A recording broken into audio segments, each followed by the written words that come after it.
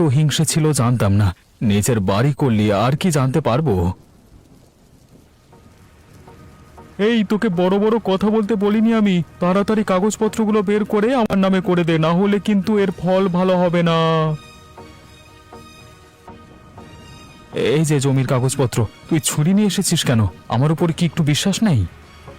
না না, আমার বিশ্বাস নেই। তুই তাড়াতাড়ি এই 10 বিঘা জমির দলিলে স্বাক্ষর কর, না হলে কিন্তু ভালো হবে না, ঠিক আছে? এই দেখ, আমি স্বাক্ষর করে দিয়েছি। এবার তুই আমাকে কথা দিয়ে যা, মানে আমার মেয়েটাকে কিছু করবি না। এই তোর মেয়ের কথা ছাড়, তোর এখন কি হবে? আমি জোর জবরদস্তি করে তোর সম্পত্তি হাতিয়ে নিলাম, তুই তো আমাকে ছেড়ে দিবি না, তাই আগে তোকেই মারবো। আমি তোর কি ক্ষতি করেছি যে আমাকে মারবি? আমার উপর কেন তোর এত রাগ?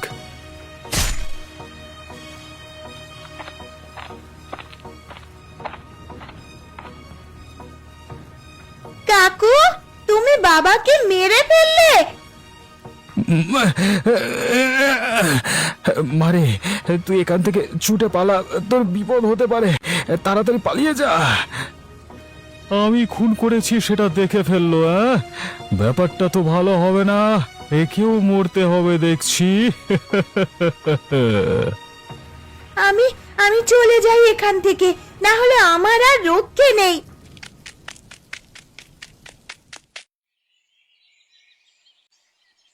আচ্ছা, আপনি হঠাৎ আমাদের বাড়িতে কাজের লোক হলেন কেন? দেখে তো আপনাকে শিক্ষিত মনে হচ্ছে। এসব আমি বলতে পারবো না, তবে একটা কাজের দরকার ছিল, তাই জন্যই কাজের মেয়ে হয়ে এই কাজ করছি। আপনি তো কাল থেকে আমাদের বাড়িতে কাজে আসছেন। হ্যাঁ, কাল থেকেই আপনাদের বাড়িতে কাজ করছি, তবে কাল আপনি তো বাড়িতে ছিলেন না, তাই জন্যই আমাকে দেখেননি। বুঝলাম। আপনার বাড়িতে কে কে আছে? আমি আর আমার মেয়ে থাকি। আচ্ছা, মেয়ে তাহলে কি পড়াশোনা করছে নাকি? কত বছর বয়স তার? না না, পড়াশুনো করে না, বাড়ির কাজকর্ম করে। বেশি বয়স নয়, এই 14 বছর বয়স। এত কম বয়সী একটা মেয়ে, সে এখন পড়াশোনা না করে কাজকর্ম করছে। তোমাদের কি সমস্যা আমাকে বলো, সমাধান করে দেব। কর্তাবাবু, আমাকে মাফ করবেন, আমি এসব বলতে পারবো না। আমি কাজ করে নিয়ে বাড়ি যাব, আমাকে কাজ করতে দিন মোড়ল মশাই। আচ্ছা ঠিক আছে, আপনি বলতে চাইছেন না যখন, জোর করব না। আপনি আপনার কাজ করে নিন। কর্তাবাবু, এই বাসনগুলো পরিষ্কার করা হয়ে গেলে মোটামুটি সব কাজই শেষ হয়ে যাবে। আমি তাহলে বাড়ি যাব, গিয়ে আবার রান্না বান্না করতে হবে। আচ্ছা ঠিক আছে, তাই বাড়ি চলে যাও।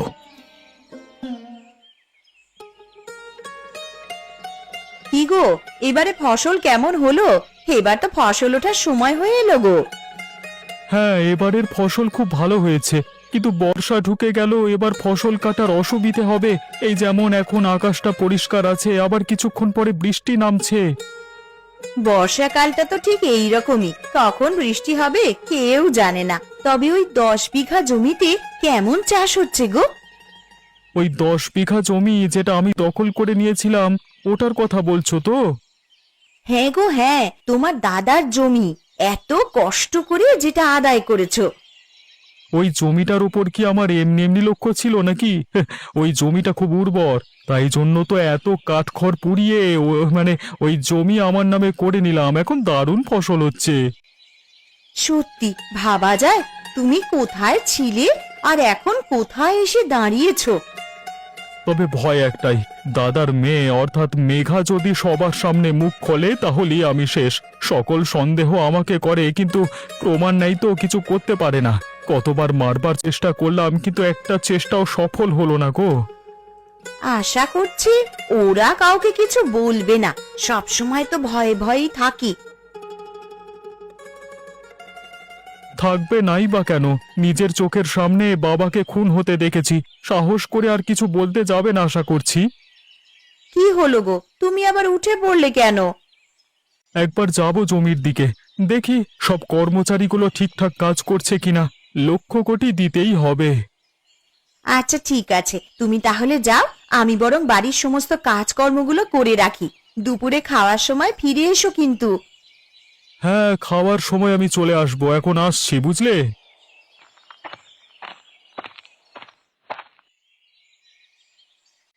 কথা বাবু, আমি ভেতরে আসতে পারি? আরে হ্যাঁ হ্যাঁ, এসো এসো। তা তোমার কথাই ভাবছিলাম। কেন কথা বাবু, আমি কি কিছু করেছি নাকি? আরে না না, তুমি কেন কিছু করবে? তুমি আগে বসো, তোমাকে তারপর সব জিজ্ঞাসা করব। আচ্ছা ঠিক আছে, বসে বললাম। এবার বলুন তো কি হয়েছে? আচ্ছা, আমাদের বাড়িতে যে মহিলা কাজে আসছে তার স্বামী মারা গেল কি করে? আমি অনেক করে জিজ্ঞেস করলাম আজকে, কিন্তু কিছু বলতে চাইলো না। বলবি বা কি করে, ওদের তো ভয় দেখিয়ে রেখে দিয়েছে। কি বলছো কি তুমি? আমার গ্রামে কে ভয় দেখিয়ে রেখে দিয়েছে? আমি তো সব কিছুই জানি না। এই ঘটনাটা হচ্ছে প্রায় 3 বছর আগেকার। তখন আপনি এই গ্রামের মোড়ল মশাই ছিলেন না, অন্য একজন ছিলেন। ওনার স্বামীর নাম ছিল মোহিত। তার ভাই রতন সম্পত্তির লোভে তাকে খুন করে। কোনো প্রমাণ নেই, কিন্তু সকলেই জানে ও করেছে। তাহলে ওই মহিলা আমাদেরকে বলেনি কেন? আমরা তো কিছু একটা ব্যবস্থা নিতাম। বলবে না? যদি বলে তাহলে ওর মেয়ে মেঘাকে মেরে দেবে রতন, এরকম হুমকি দিয়েছে। তাহলে সব সম্পত্তি লুটে নিয়েছে ওই রতন, তাই জন্য এত কিছু? হ্যাঁ, সব লুটে নিয়েছে। মোহিত দাদার একটা হোটেল ছিল, চিংড়ি পোলাও করতো, শুধুমাত্র ওটা এখনো হাতিয়ে নেয়নি। তবে ওই হোটেলও বন্ধ, খুলতে দেয় না। আমার গ্রামেতে এরকম অত্যাচার আমি কিছুতেই সহ্য করব না। আবার খুনও করেছে, তাই শাস্তিও পাইনি। না না, শাস্তি পায়নি। আগের মোড়ল মশাই ওনার সাথে গলায় গলায় ভাব ছিল, তাই জন্য খুন করেও বেঁচে গেছে। কিন্তু আমি এটা হতে দেব না। আজকে বিকেলে যাব একবার ওদের বাড়িতে, দিয়ে সব কিছু ভালোভাবে বলবো। দুপুরে শুয়ে একটা পরিকল্পনা করতে হবে।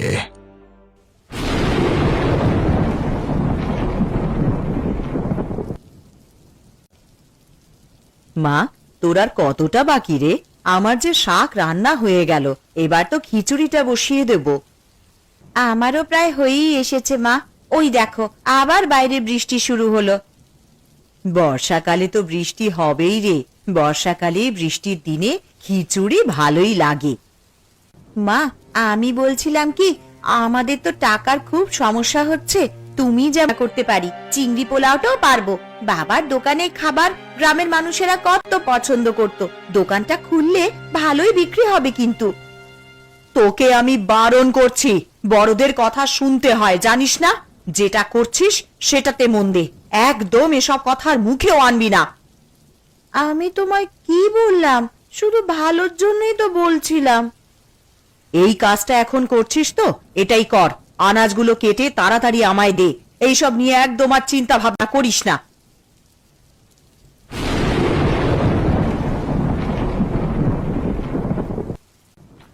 গিন্নি, আমি বাড়ি চলে এসেছি।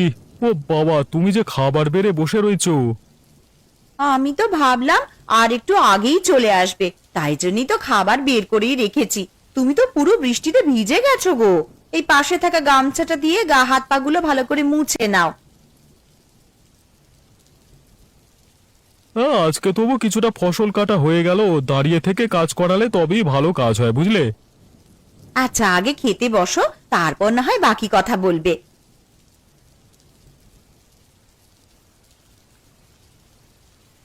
আজকে রান্নাগুলো বেশ দারুণ হয়েছে গো গিন্নি। এত সুন্দর রান্না অনেকদিন পর খেলাম। কি বলতে চাইছো কি তুমি? হ্যাঁ, আমার রান্না রোজ ভালো হয় না? না গো গিন্নি, আমি সেটা বলছি না। বলছি অন্য দিনের থেকে এটা আরো ভালো হয়েছে। আমি আবার তোমাকে খারাপ বলতে পারি? 5টা নয়, 7টা নয়, একটা মাত্র বউ আমার। ঠিক আছে ঠিক আছে, আর আদিক্ষেতা করতে হবে না। খেয়ে নাও চুপ করে। আমি তো খাচ্ছি, তুমি কখন খাবে? আমার আজকে আর খেতে ভালো লাগছে না গো, আমি খাবো না। তুমি খাও, তারপর সবকিছু গুছিয়ে নেব। গিন্নি, তুমি একদম কিছু খাবে না? একটু কিছু তো খেতে পারতে, অল্প করে। না, আমি অল্প করেও খাবো না। আমার যখন ভালো লাগবে আমি খেয়ে নেব। আচ্ছা, তাই করো, যেটা ভালো বুঝবে সেটা করো। হ্যাঁ গো, তুমি খাও, আমি ঘরে যাচ্ছি। খাওয়া হলে চলে এসো।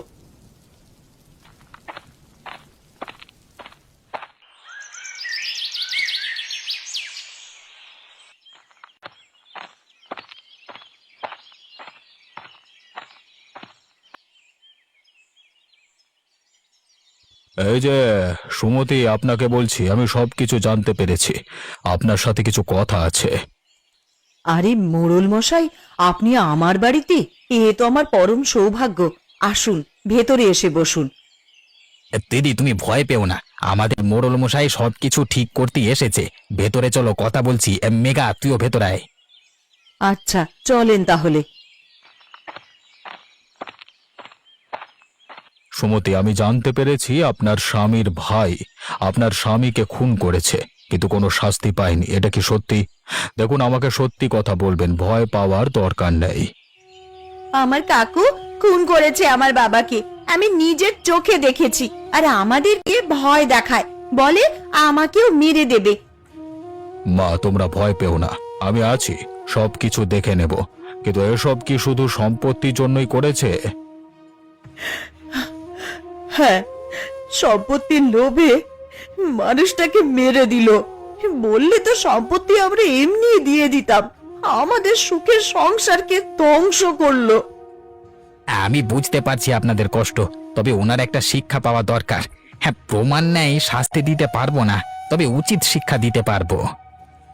রবি, তুমি কি কিছু ভেবেছো? হ্যাঁ, ওই রতন দাদার সম্পত্তি নেশা, ওকে ওই টোপ দিয়েই জালে ফেলবো। আপনি কি বলছেন? আমি তো কিছুই বুঝতে পারছি না। আপনি একদিন রতন দাদার কাছে যাবেন, গিয়ে বলবেন আমি বাকি সম্পত্তিও আপনার নামে লিখে দিচ্ছি। হ্যাঁ, আর এই গ্রাম ছেড়ে দেব, তবে শেষবারের মতো আমাদের হোটেলে দেখা করুন। হ্যাঁ, কিন্তু দেখা করে কি হবে? যখনই আসবে হোটেলে, তাই রাতের দিকে আমি আর আমার এক সঙ্গী মিলে হোটেলে লুকিয়ে থাকবো। যেই প্রবেশ করবে দরজা দিয়ে, তোখানে সেখানে ছুরি দিয়ে, মানে ছুরি হাতে আমি অপেক্ষা করবো, দিয়ে মেরে ফেলবার ভয় দেখাবো। এতে নিশ্চয়ই কাজ হবে। বুদ্ধিটা আমার বেশ ভালো লেগেছে, এতে উচিত শিক্ষা পাবে। তাহলে আপনি কালকে সকালে একবার গিয়ে বলে আসবেন যেন কালকে রাত্রে দেখা করে আপনাদের চিংড়ি পোলাওয়ের হোটেলে। আচ্ছা, আপনি যেমনটি বলবেন। ঠিক আছে, আমরা এখন চললাম। কালকে সকালে ওদের বাড়িতে বলে আমাদের বাড়িতে কাজে যাবে, আমি সব শুনবো, কেমন?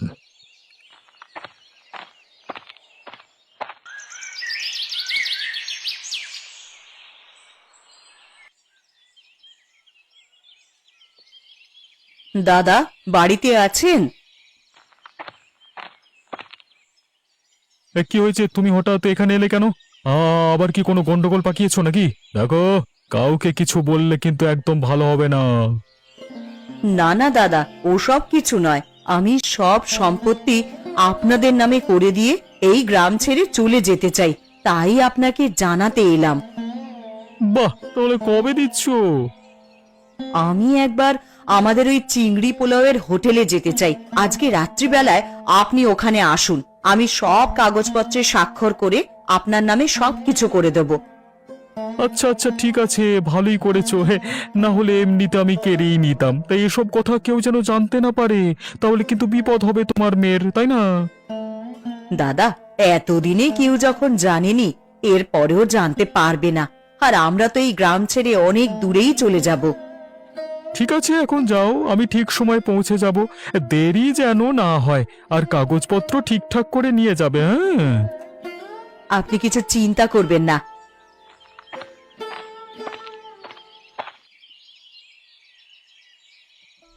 রবি, তুমি যে পরিকল্পনাটা করেছো সেটা সফল হবে তো? আর তুমি তো আবার সেই বন্ধুকে ডেকেছো। হ্যাঁ, আমি তো বলে দিয়েছি সে রাত্রিবেলা ঠিক সময় মতো চলে আসবে আর আমার সাথে লুকিয়ে পড়বে। ঠিক আছে, দেখাই যাক তোমার প্রচেষ্টা কেমন হয়, যেন সাপও মরে আর লাঠিও না ভাঙে। আজকে বেটাকে এমন ভয় দেখাবো না, হ্যাঁ, সে আর কোনোদিন দখল করবার কথা ভাববেই না। আগে কর্তাবাবু, আপনি যেমন বলেছিলেন আমি বলে দিয়েছি। উনি তো আনন্দে একেবারে আত্মহারা। হ্যাঁ, এখন আত্মহারা হবে। হ্যাঁ, জানি তো সম্পত্তির লোভ অনেক, এই লোভের কারণে আজকে আমাদের জালে পড়বে রতন। মোড়ল মশাই, দেখবেন আমাদের যেন কোনো ক্ষতি না হয়। ওই লোকটাকে আমার আর বিশ্বাস হয় না, কখন কি করে বসবে। আপনি একদম চিন্তা করবেন না, আপনার পাশে আমরা আছি। এখন যান, গিয়ে কাজকর্মগুলো করে নিন। আচ্ছা কর্তাবাবু, আপনি আমাদের শেষ ভরসা। এরপর না হলে এইরকম ভাবেই দিন কাটাতে হবে। আমরা সকলে তোমার সাথে, ওই বেটা কিচ্ছু করতে পারবে না। তুমি শুধু আমাদের কথা মতো কাজটা করো।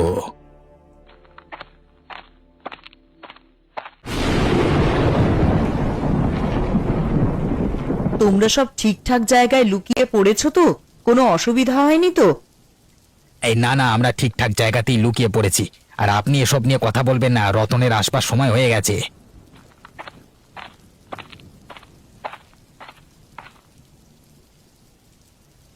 ও বাবা, চলে এসেছো দেখছি। হ্যাঁ, আমিও তো চলে এসেছি। তো ও, সামনে কাগজপত্রগুলো রেখে দিয়েছো, ভালো ভালো ভালো, ভালো কাজ করেছো। হে, হ্যাঁ, আমি যত তাড়াতাড়ি সম্ভব এই গ্রাম ছাড়তে চাই। এইভাবে বেঁচে থাকতে চাই না আমি। হ্যাঁ, তো চলে যা। তার আগে আমাকে সব দিয়ে যা, তাড়াতাড়ি স্বাক্ষরটা কর। এই এই, কারা তোমরা? এই এরকম ভাবে আমার দিকে এগিয়ে আসছো কেন? এই কারা? তোমার সম্পত্তি নেওয়ার খুব ইচ্ছে, হ্যাঁ? এবার দেখ কেমন সম্পত্তি দিই তোকে, মার। এই, তোমরা ওকে মেরো না। আমি সব সম্পত্তি তোমাদের মনে করে দিয়ে দেবো। আমাকে মেরো না। আজকে তোকে কেউ বাঁচাতে পারবে না, আমাদের হাত থেকে কেউ বাঁচাতে পারবে না রে। এই সমুদ্রে, তুই আমার সাথে বিশ্বাসঘাতকতা করলি। আমি ভাবিনি তুই এরকম করবি রে। আপনি যদি বিশ্বাসঘাতকতা করতে পারেন তাহলে তো আমিও পারি। 3 বছর আগের কথা মনে পড়ছে? এইরকমই একদিন রাতে বাইরে বৃষ্টি হচ্ছে, আজকেও সেই দিনও হয়েছিল। আমার স্বামী তো আপনাকে সমস্ত সম্পত্তি লিখে দিয়েছিল। তাহলে আমার স্বামীকে মারার কি দরকার ছিল? আমাদের সুখের সংসার ধ্বংস করলেন তো। কিরে, এবার উত্তর দে। আমার অনেক বড় ভুল হয়েছে। আমাকে তোমরা ক্ষমা করে দাও।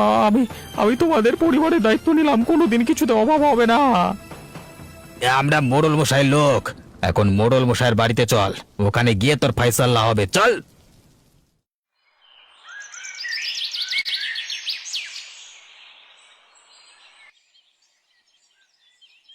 এই মোড়ল মশাই, এই দেখুন ধরে এনেছি, এবার আপনি ফয়সাল্লা করুন, কি করবেন? এই যে রতন, তোমার কি বক্তব্য আছে বলে ফেলো, তারপর আমি ভেবে দেখব কি করা যায়। মোড়ল মশাই, আমাকে মাফ করে দিন না। অনেক বড় ভুল করেছি তো। আমি তো মোহন দাদার জীবন ফেরত দিতে পারবো না, তবে আমি আমার বৌদিদের দায়িত্ব নেব। কোনোদিন কিছু অসুবিধে তো হতে দেবো না। এসো বাবা, পথে এসো। আচ্ছা ঠিক আছে, আর চিংড়ি পোলায়ের হোটেল খুলতে দেবেন তো? সবকিছু করবে, নিজের ইচ্ছে মতো জীবন যাপন করবে। আমি আর ওদের জীবনে কোনোদিন বাধা সৃষ্টি করব না। মৃত্যু ভয় এরকমই হয়। তখন আমি মোড়ল ছিলাম না, যা ইচ্ছে তাই করে নিয়েছিস। তবে সব সময় সত্যের জয় হয়। যে সৎ পথে চলে তার জয় হয়। তোকেও বলছি, আবার নতুন করে শুরু কর। আর এবারে জোচ্চুরি নয়, সৎ পথে রোজগার করবি। আমি এবার সৎ পথে রোজগার করব, আপনি আমাকে ছেড়ে দিন। আমি আপনার সব কথা শুনে চলবো। আমার কথা শুনে চলতে হবে না। নিজেদের পরিবারের মধ্যে ভালোভাবে মিলিয়ে মিশে থাকো, তাহলে হবে। তাই তো সুমতি, তোমার ভাইকে আপন করে নেবে তো? হ্যাঁ, অবশ্যই নেব। কেন নেব না? আর আমি কাল থেকেই চিংড়ি পোলাওয়ের হোটেল শুরু করে দেব। তাহলে আমরা সকলে যাচ্ছি খেতে।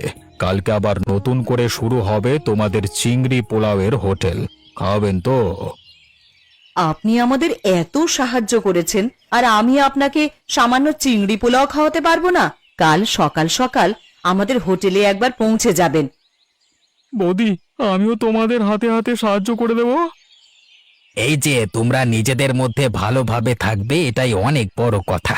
টাকা পয়সা তো কিছু নয়, খালি হাতে এসেছি, খালি হাতে যেতে হবে। এত সম্পত্তি, এত মায়া মোহ সবকিছু ছেড়ে, তাই অহংকার করে কি লাভ? জি, আপনি ঠিক কথাই বলেছেন। আর করব না আমি অহংকার।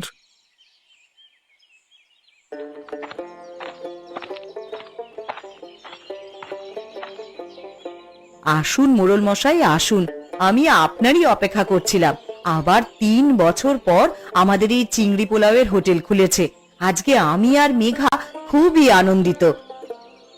সেসব না হয় ঠিক আছে, এবার কিন্তু মেঘাকে পড়তে হবে। এত কম বয়সে কাজ করতে দেব না আমি। কি মেঘা মা, পড়বি তো? হ্যাঁ মোড়ল মশাই, আমি পড়বো। আমাদের হোটেল যখন খুলে গেছে, আর অর্থের অভাব হবে না। মোড়ল মশাই, আপনার খাওয়ার যে ঠান্ডা হয়ে যাচ্ছে, আসেন খেতে বসেন। আমাদের হোটেলের চিংড়ি পোলাও খান। তারক, রবি, এসো খেতে বসবে, এসো। অনেক দূর থেকে হেঁটে হেঁটে এসেছি, ক্ষুধা লাগছে আমার।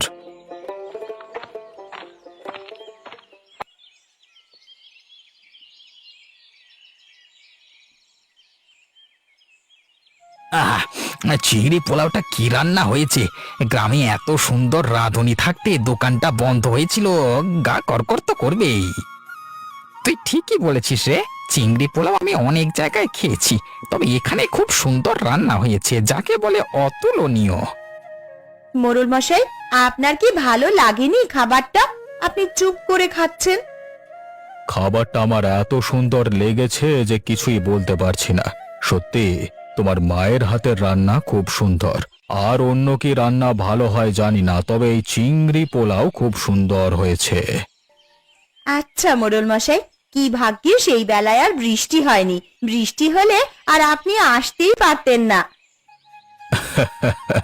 এবার যেদিন ইচ্ছে হবে বৃষ্টি হলেও চলে আসবো। বৃষ্টির জন্য এরকম খাওয়ার হাতছাড়া করা যাবে না, কি বলো রবি? একদম ঠিক বলেছেন।